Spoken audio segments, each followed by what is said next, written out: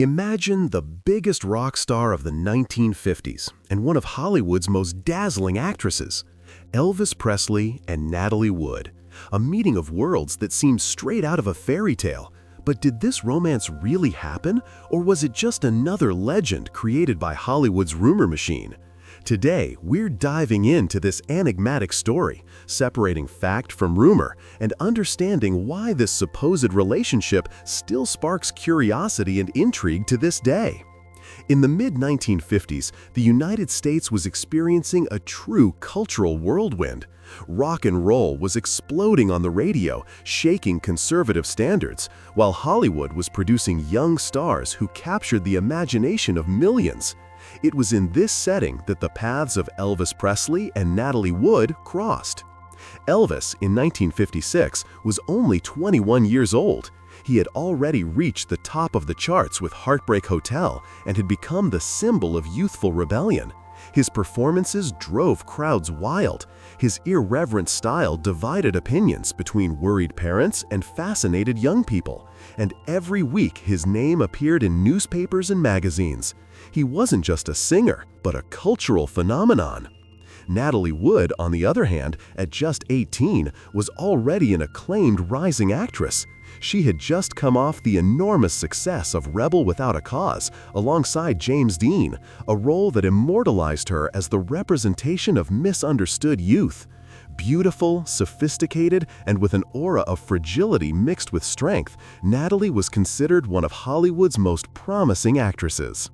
According to several accounts, it was Dennis Hopper, a close friend of Natalie and also an actor in Rebel Without a Cause, who introduced the young actress to Elvis.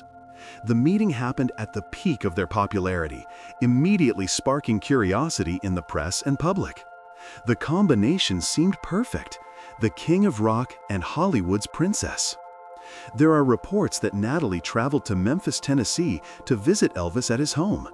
This trip, surrounded by speculation, fueled even more rumors that something more intimate was going on between them. For many fans, the idea that Natalie Wood had been at Graceland meeting Elvis's family circle seemed like confirmation that this wasn't just a passing friendship. At the time, gossip columnists and society pages began treating the alleged couple as a symbol of youthful glamour and power. It was the union of two worlds that stirred the dreams of American youth: music that set hearts on fire, and cinema that inspired romantic illusions. Newspapers insinuated that Natalie was enchanted by Elvis's magnetic charisma, while he was impressed by the actress's sophistication and charm. But what really happened between the two is shrouded in mystery.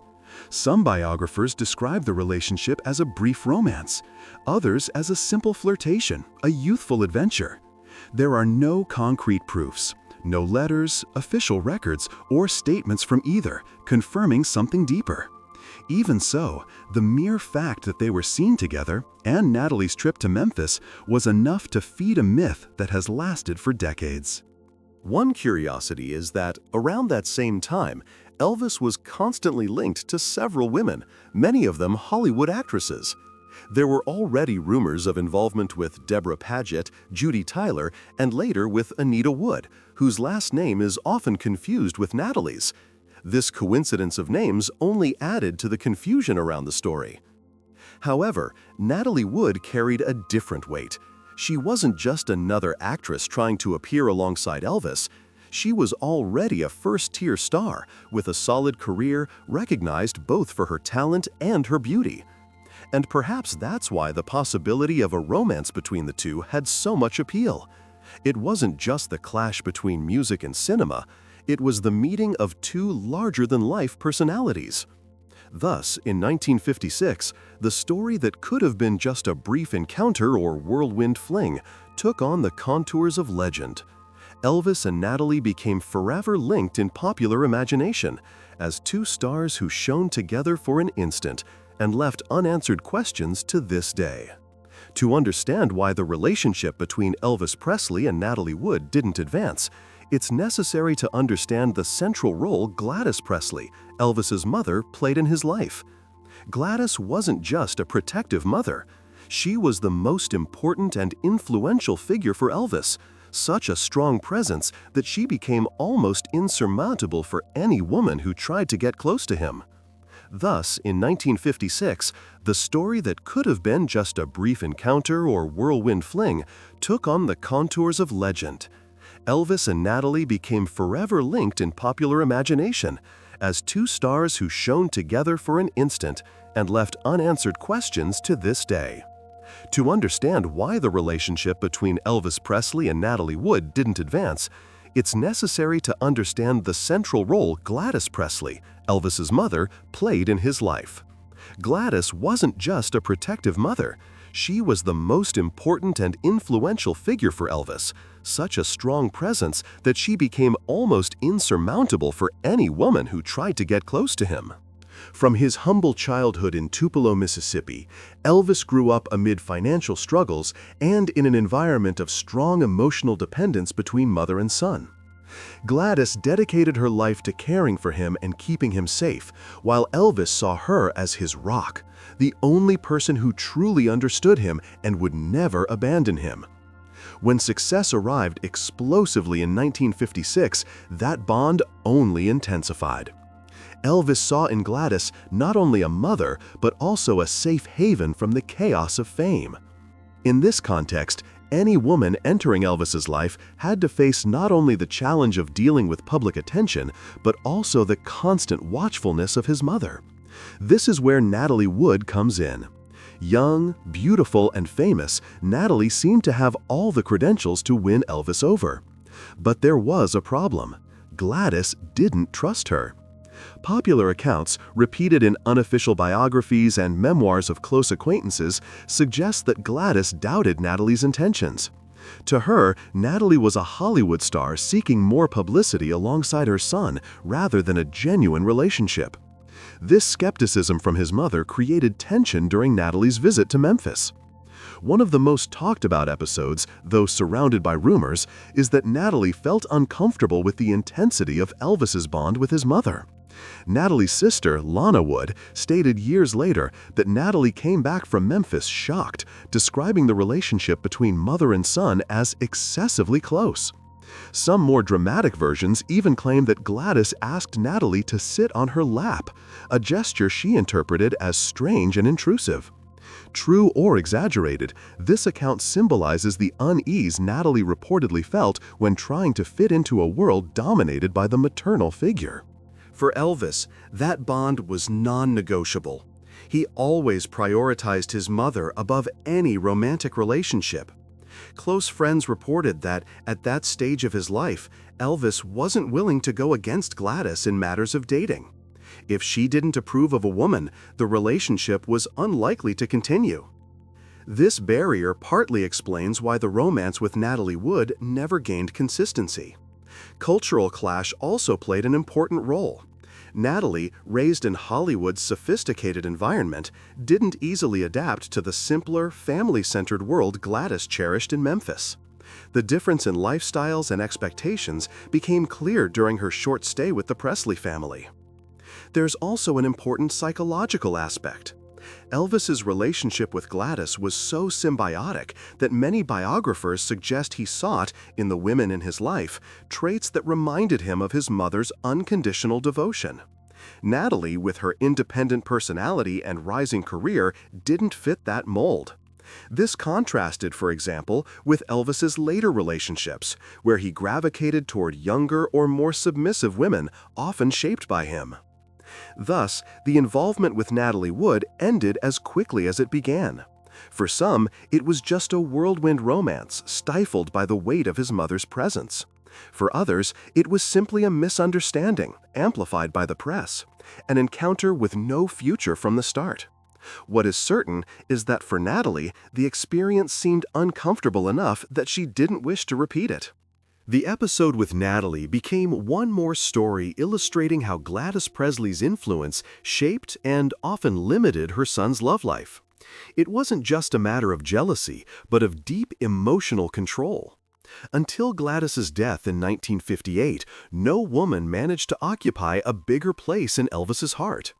And so, the brief and controversial chapter with Natalie Wood ended up serving less as a love story and more as a portrait of Gladys Presley's strength. A mother who, directly or indirectly, always decided who could or could not be by the King of Rock's side. Looking back almost 70 years later, the alleged romance between Elvis Presley and Natalie Wood still arouses curiosity. But why? After all, we're talking about such a brief and poorly documented relationship that it could have been easily forgotten.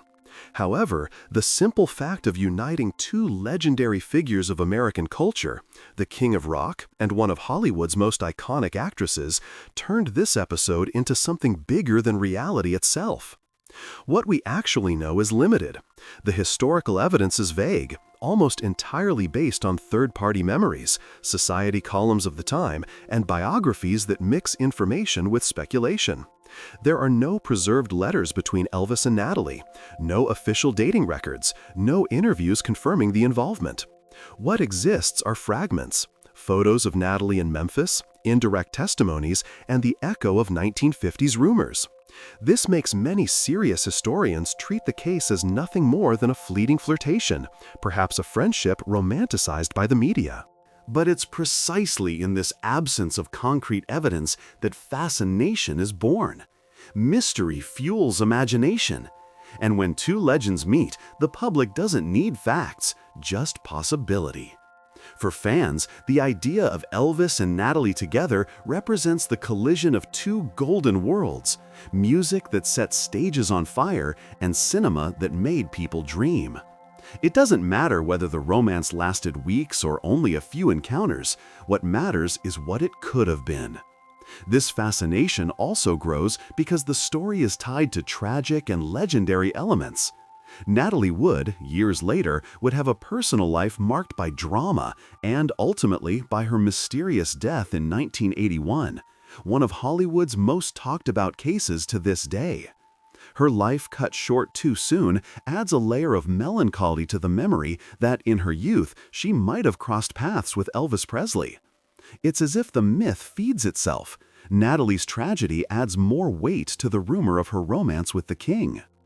Elvis, in turn, also fed this myth because of his own image.